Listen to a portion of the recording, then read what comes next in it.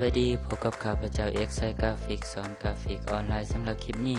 ข้าพเจ้าจะมานำเสนอในการสร้างแอปเปิลจะประมาณนี้รูปร่างหน้าตาของมันเดี๋ยวจากนั้นเราจะทำการลบออกไปก่อนเนาะ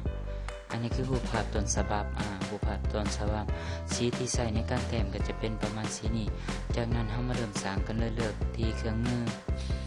Ellipse Tool หรือว่าเครื่องมือวงกลมจากนั้นกดปุ่ม Shift แล้ว Alternate ค้างไว้ดึงหลากออกมาจากนั้นทำการดูดสีโค้ดของสีตัวนี้จะเป็น ed 1 c 2 4จากนั้นคีย์โอเควิธีการต่อไปแมนเลือกเครื่องมือDirect Selection Tool จากนั้นจิ้มลงไปจิ้มลงจะเกิดเป็นแบบนี้จากนั้นดึงหลากลงมาดึงหลากลงมาตามความเหมาะสมจากนั้น Copy ออกมาอีกเป็นวัตถุหนึ่งวิธีการ Copy แม่นกดปุ่ม Alternate ในแผ่นพิมพ์ค้างไว้จากนั้นเอาเมาส์มาจิ้มใส่จะเกิดเป็นลูกศร2สีคือสีขาวและสีดำจากนั้นดึงหลากออกมาเลยดึงหลากออกมาจะประมาณนี้จากนั้นเลือกทั้ง2เลเยอร์มาที่เครื่องมือ Fast Finder สำหรับเครื่องมือ Fast Finder ถ้าผู้ใดบ่มีให้ไปกดที่เมนู Windows จากนั้นหาคำว่า Fast Finder และติ๊กออกมาแล้วมันจะมาโชว์อยู่ในหน้าจอแล้วมาเลือกเครื่องมือตัวที่1เครื่องมือUnit มันจะทำการรวมให้เป็นเลเยอร์เดียวกันจะได้อยู่ประมาณนี้ขั้นตอนต่อไปแมน Copy ออกวิธีการ Copy คือเก่า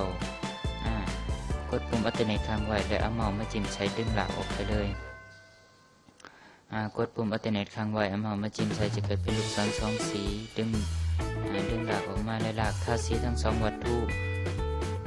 หลากทาสีทั้ง2วัตถุจากนั้นเลือกเครื่องมือ Fast Finder คือเก่าแล้วเลือกเป็น Device จากนั้นคลิกขวาเลือกอันกรุ๊ปเลือกอันกรุ๊ป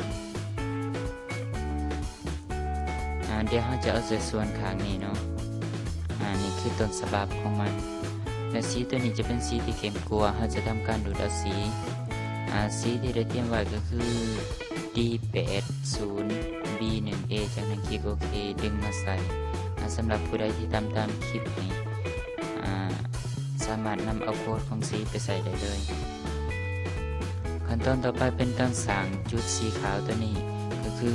อาจจะสร้างให้มันแบบคล้ายๆมีมิติหน่อยนึงแบบคือแสงสะท้อนโดยที่ไปใส่เครื่องมือเพนทูจากนั้นจิ้มลงไปจากนั้นเปลี่ยนเป็นสีขาวดูดเอาสีขาวเลือกเครื่องมือ Object ขออภัยเลือกเครื่องมือ Effect และเลือก Blur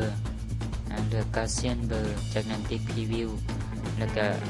สามารถปรับขนาดความเบลอของมันได้แต่นี่จะเอาประมาณ96.6 จากนั้นคลิกโอเคดึงไปใส่ตำแหน่งที่เหมาะสมจากนั้นจะทำการรวมคู่ไปก่อนกด Ctrl G หลากทาสีทั้งหมดแล้วกด Ctrl G ต่อวิธีการต่อไปจะเป็นการสร้างขวัญของจะเป็นการสร้างขวัญของหมากแอปเปิลใส่เครื่องมือเป็นตัวคือเก่าตัดแขนให้มันเลือกกรณีที่เราตัดแขนมันจะขึ้นคำว่า Enter นี่จากนั้นจิ้มลงไปโค้งตัดแขนให้มันกรณีที่เราบ่ตัดแขนบางเด้อมาเราจะได้ภาพที่บ่งามหรือว่าเราจะได้ภาพที่บ่แม่นตามที่เราต้องการจากนั้นคลิกกด Ctrl Z เพื่อกลับคืนสู่แบบเดิมนี่แหละคือกรณีที่เราควรตัดแขนให้มันจะขึ้นคำว่า Enter จากนั้นมาประจบที่จุดเริ่มต้นเราจะได้ประมาณนี้จากนั้นเลือกดูดเอาสีโค้ดของสีการของมันจะเป็น3 4 2 4 1 5จากนั้นคลิกโอเคสำหรับการมันแนะนำให้แต่งงามๆกว่านี้เนาะ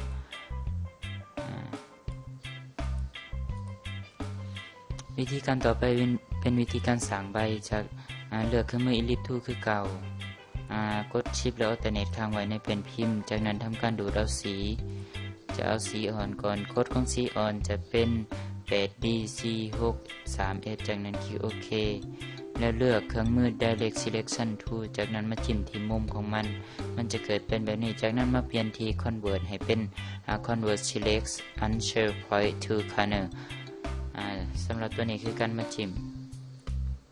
สร้างแบบนี้ไปเรื่อยๆจากนั้นบ่ต้องกดหยังเพียงแต่ย่อเข้ามาวิธีการต่อไปแมนเลือกเครื่องมือLine Segment Tool ดึงหลากลงมาเลยถ้ามันอยู่ตรงกลางมันจะขึ้นเป็นเส้นสีเขียวแบบนี้จากนั้นทำการ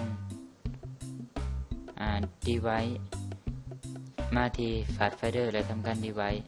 จากนั้นคลิกขวาเลือก Ungroup เพื่อจะทำการเปลี่ยนสีก็คือจะเอาสีที่เข้มกว่าคือสีนี้